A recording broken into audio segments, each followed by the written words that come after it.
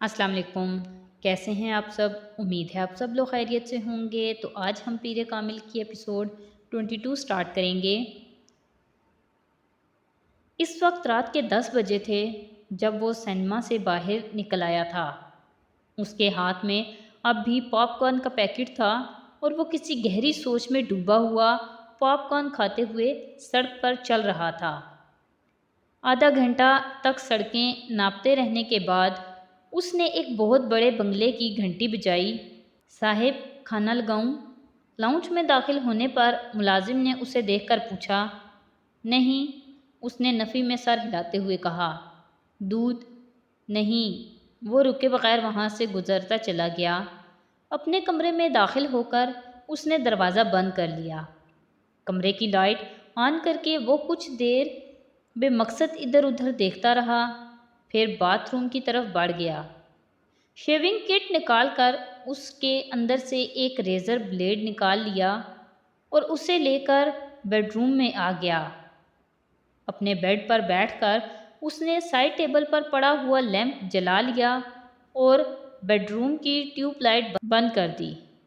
Razor blade کے اوپر موجود ریپر کو اتار کر وہ کچھ دیر لیمپ کی روشنی میں اس کی تیز دھار کو دیکھتا رہا، پھر اس نے بلیڈ کے ساتھ اپنے دائیں ہاتھ کی کلائی کی رگ کو ایک جھٹکے سے کاٹ دیا۔ اس کے منہ سے ایک سسکی نکلی اور پھر اس نے ہونٹ بھینچ لیے۔ وہ اپنی آنکھوں کو کھلا رکھنے کی کوشش کر رہا تھا۔ اس کی کلائی بیڈ سے نیچے لٹک رہی تھی اور خون کا دھار اب سیدھا کارپٹ پر گر کر اس میں جذب ہو رہی تھی۔ اس کا ذہن جیسے کسی گہری کھائی میں جا رہا تھا۔ پھر اس نے کچھ دھماکے سنے۔ تاریکی میں جاتا ہوا ذہن ایک بار پھر جھٹکے کے ساتھ روشنی میں آ گیا۔ شور اب بڑھتا جا رہا تھا۔ وہ فوری طور پر شور کی وجہ سمجھ نہیں پا رہا تھا۔ اس نے ایک بار پھر اپنی آنکھیں کھول دیں مگر وہ کسی چیز کو سمجھ نہیں پا رہا تھا۔ وہ سو رہی تھی جب ہڑبڑا کر اٹھ بیٹھی۔ کوئی اس کا دروازہ بجا رہا تھا۔ امامہ، امامہ! وسیم دروازہ بجاتے ہوئے بلند آواز میں اس کا نام پکار رہا تھا۔ کیا ہوا ہے؟ کیوں چلا رہے ہو؟ دروازہ کھولتے ہی اس نے کچھ حواس باختگی کے عالم میں وسیم سے پوچھا، جس کا رنگ اڑا ہوا تھا۔ فرسٹ ایڈ باکس ہے تمہارے پاس؟ وسیم نے اسے دیکھتے ہی فوراً پوچھا۔ ہاں، کیوں؟ وہ مزید پریشان ہوئی۔ بس اسے لے کر میرے ساتھ آ جاؤ، وسیم نے کمرے کے اندر داخل ہوتے ہوئے کہا۔ کیا ہوا؟ اس کے پیروں کے نیچے سے جیسے زمین کھسکنے لگی۔ چوچو نے پھر خودکشی کی کوشش کی ہے، اپنی کلائی کاٹ لی ہے اس نے۔ ملازم آیا ہوا ہے نیچے اس کا۔ تم میرے ساتھ چلو۔ امامہ نے بے اختیار اطمینان بھرا سانس لیا۔ تمہارے اس دوست کو مینٹل ہاسپٹل میں ہونا چاہیے، جس طرح کی یہ حرکتیں کرتا پھرتا ہے۔ امامہ نے ناگواری سے اپنے بیڈ پر پڑا ہوا دوپٹہ اوڑھتے ہوئے کہا۔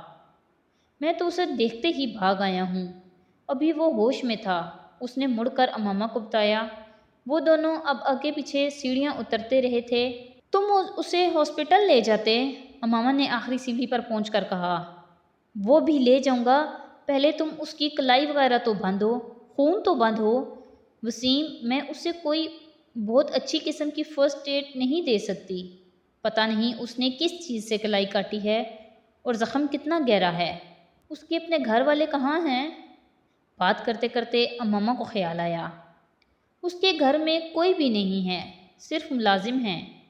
وہ تو کوئی فون کال آئی تھی جس پر ملازم اسے بلانے کے لیے گیا اور جب اندر سے کوئی جواب نہیں آیا تو پریشان ہو کر دوسرے ملازموں کے ساتھ مل کر اس نے دروازہ توڑ دیا۔ وہ دونوں ساتھ ساتھ چلتے ہوئے اب اپنے گھر سے باہر نکل آئے۔ تمہارا یہ دوست جو ہے نا، امامہ نے کچھ ناراضگی کے عالم میں وسیم کے ساتھ چلتے ہوئے سالار کے بارے میں کچھ کہنا چاہا مگر وسیم نے غصے میں پلٹ کر اس کو جھڑک دیا۔ فار گاڈ سیک، اپنی لعنت ملامت بعد میں کر لینا تم۔ اس کی حالت سیریس ہے اور تم اس کی برائیوں میں مصروف ہو۔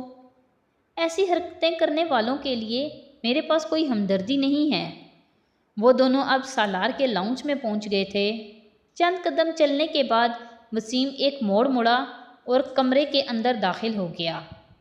امامہ اس کے پیچھے ہی تھی، مگر پھر جیسے کرنٹ کھا کر رک گئی۔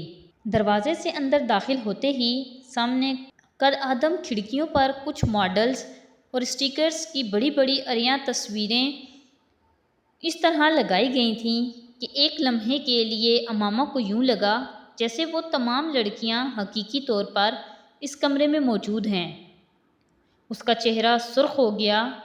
ایک طرف بیڈ پر پڑے ہوئے زخمی کے بارے میں اس کی رائے کچھ اور خراب ہو گئی۔ وہ تصویریں اس کے کردار کی پستی کا ایک اور ثبوت تھیں، اور کمرے میں 3-4 لوگوں کی موجودگی میں اس کے لیے وہ تصویریں خاصی خفت اور شرمندگی کا باعث بن رہی تھیں۔ ان تصویروں سے نظریں چراتے ہوئے وہ تیز رفتاری سے ڈبل بیڈ کی طرف آگے آ گئی جہاں سالار سکندر لیٹا ہوا تھا۔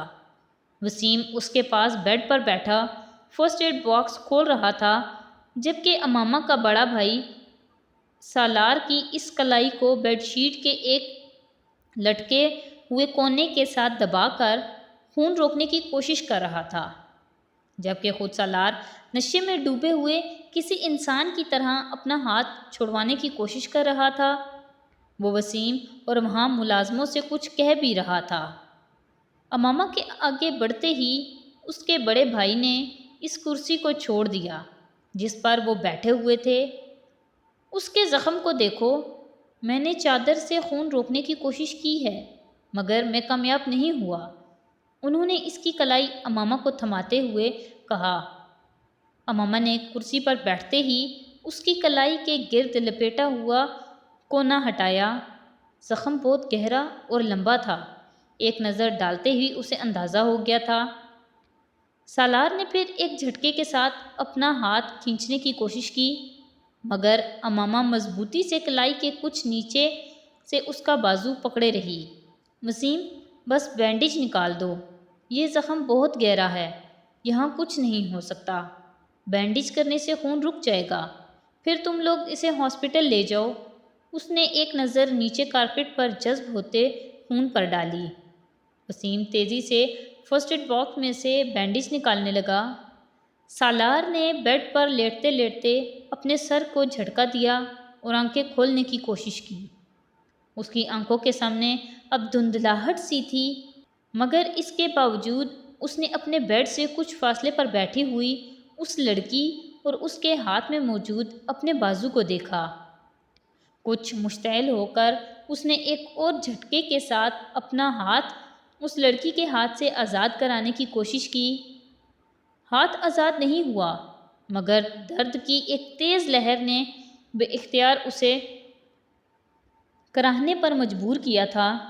اسے چند لمحوں کے لیے یہی محسوس ہوا تھا جیسے اس کی جان نکل گئی، مگر اگلے ہی لمحے وہ ایک بار پھر ہاتھ چھڑانے کی کوشش کر رہا تھا۔ تم لوگ دفع ہو جاؤ، کہاں سے آ گئے ہو؟ اس نے کچھ مشتعل ہو کر لڑکھڑاتے لہجے میں کہا۔ یہ میرا کمرہ ہے، تم لوگوں کو اندر آنے کی جرأت کیسے ہوئی؟ وسیم، تم دفع ہو جاؤ۔ Get lost, just get lost, bloody bastard, اس نے بلند آواز میں مگر لڑکھڑاتی زبان سے کہا۔ امامہ نے اس کے منہ سے نکلنے والی گالی کو سنا۔ ایک لمحے کے لیے اس کے چہرے کا رنگ بدلا، مگر وہ پھر اس کا ہاتھ مضبوطی سے پکڑے بیٹھی رہی۔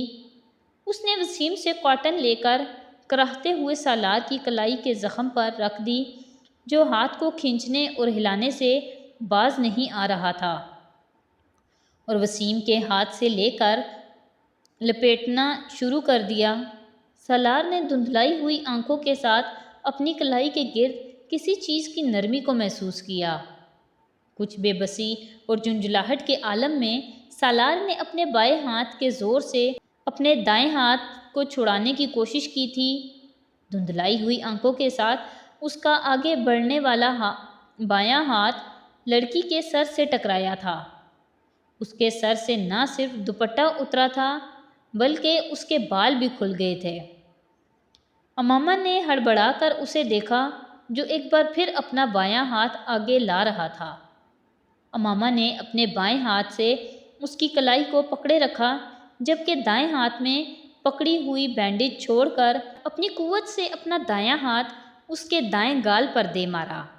تھپڑ اتنا زناٹے دار تھا کہ ایک لمحے کے لیے سالار کی آنکھوں کے سامنے چھائی ہوئی دھند جھٹ گئی۔ کھلے منہ اور آنکھوں کے ساتھ دم بخود اس نے اس لڑکی کو دیکھا تھا جو سرخ چہرے کے ساتھ بلند آواز میں اس سے کہہ رہی تھی، اب اگر تم ہلے تو میں تمہارا دوسرا بازو بھی کاٹ دوں گی، سنا تم نے؟ سالار نے اس لڑکی کے عقب میں وسیم کو کچھ کہتے سنا مگر وہ کچھ سمجھ نہیں پایا۔ اس کا ذہن مکمل طور پر تاریکی میں ڈوب رہا تھا مگر اس نے پھر ایک آواز سنی، نسوانی آواز، اس کا بلڈ پریشر چیک کرو۔ سالار کو بے اختیار چند لمحے پہلے اپنے گال پر پڑنے والا تھپڑ یاد آیا۔ وہ چاہنے کے باوجود آنکھیں نہیں کھول سکا۔ وہی نسوانی آواز ایک بار پھر گونجی تھی مگر اس بار وہ اس آواز کو کوئی مفہوم نہیں پہنا سکا۔ اس کا ذہن مکمل طور پر تاریکی میں ڈوب گیا تھا۔ تو آج کے ایپیسوڈ یہیں پہ ختم کرتے ہیں۔ نیکسٹ ایپیسوڈ کے ساتھ کل پھر حاضر ہوں گے۔ تو اگر آپ کو میری ویڈیوز اچھی لگ رہی ہیں تو پلیز میری ویڈیوز کو لائک کریں، میرے چینل کو سبسکرائب کریں اور اپنے فیملی اور فرینڈ کے ساتھ شیئر کریں۔ بہت شکریہ۔